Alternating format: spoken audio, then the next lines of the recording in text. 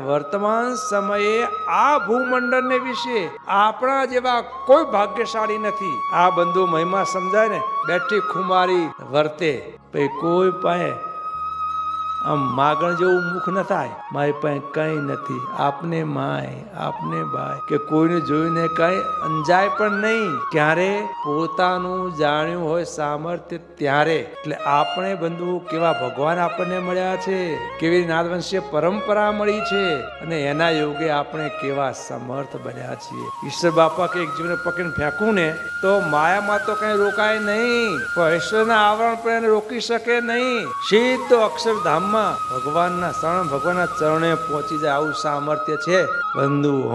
આવા આપણને ભગવાન ને ભગવાનના નાદવંશ પરંપરાના યોગે કરી, આ ચંદનવનના યોગે કરી આપણે પણ આવા છીએ। આવો મહિમા અંતરમાં ખુમારી જાગવી જોઈએ।